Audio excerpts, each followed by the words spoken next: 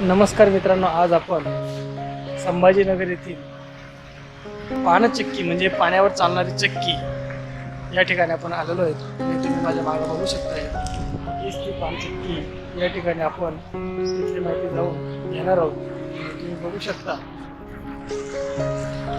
खूप यामागचा इतिहास पण आपण जाणून घेणार आहोत आणि ही पाण्यावर कशी चालते आणि कशा प्रकारे या ठिकाणी याची माहिती आपण आता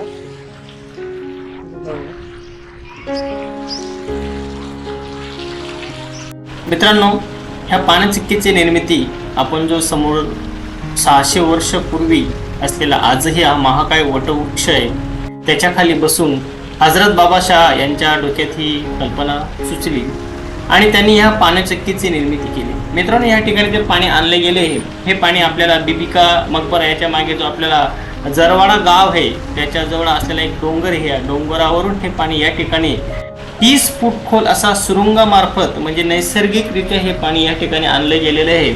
आणि ह्या पाण्याचा उपयोग त्या काळी म्हणजे आजही त्या काळी याचा उपयोग माणसांना पिण्यासाठी व जनावरांना पिण्यासाठी याचा उपयोग केला जात असेल.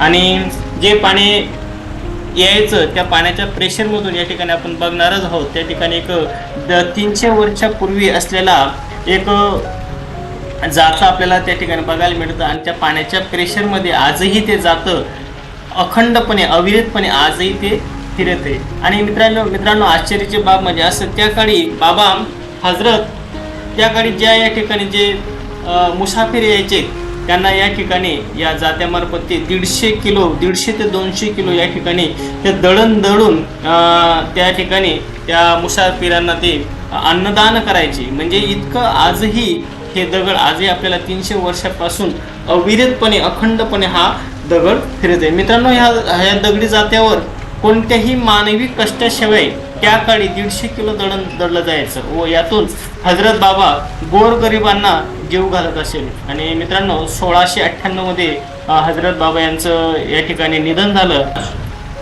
मित्रांनो, आपण बघत आहे समोरच हा 300 वर्षापासून हा जाता आजही फिरत आहे.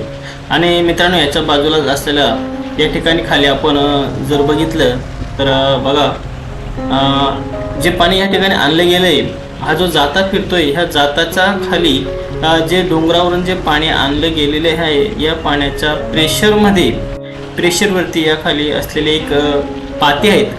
आपण ते पाते बघूया. ते पाते आहेत आणि त्या पात्यावर जेव्हा पाण्याचा प्रेशर पडला जातो त्यावेळी त्या प्रेशर मार्फत या ठिकाणी या जातं हे फिरत आहे. आणि हे जातं फिरत असल्यामुळे त्या ठिकाणी त्या काळी 150 माणसांचं जेवण दळलं जायचं. असं हा आजही ही एक आश्चर्याची बाब आपल्याला मित्रांनो या ठिकाणी आपल्याला बघायला मिळते. मित्रांनो, आपण हे पाते आपण या ठिकाणी पाण्याच्या प्रेशरमध्ये फिरत आहे आणि ह्याच पाण्याच्या प्रेशरमध्ये फिरत असताना त्याच्यावरती जे लावलेलं जातं हे दगडाचं तेही फिरत होतं आणि हे पाणी प्रेशरमधून बाहेर पडायचं. ते पाणी ह्या ठिकाणी साठवलं जायचं आणि हेच पाणी पुढं जवळच असलेल्या खांब नदीमध्ये हे पाणी सोडलं जायचं. आणि त्या काळी ह्या पाण्याचा उपयोग शेतीसाठी केले जायचं. म्हणजे बघा, त्यावेळेस एवढं आधुनिक तंत्रज्ञान नसताना सुद्धा त्यावेळी ह्या पाण्याचा पुरेपूर उपयोग त्या काळी केला जात असेल. आपण त्यांची समाधी व त्यांचे भाचा यांची समाधी आपल्याला या बाजूला पाणचक्कीच्या बाजूलाच आपल्याला बघायला भेटेल. आणि मित्रांनो, या ठिकाणी एक एसी हॉल आहे, जेणेकरून 100 फूट असा अरुंद हा असा एसी हॉलमध्ये हे पाणी छतावर साठवलं गेलेलं आहे. आणि त्याखाली आपल्याला त्या काळी एसी हॉलची निर्मिती हजरत बाबा यांनी केलेली होती.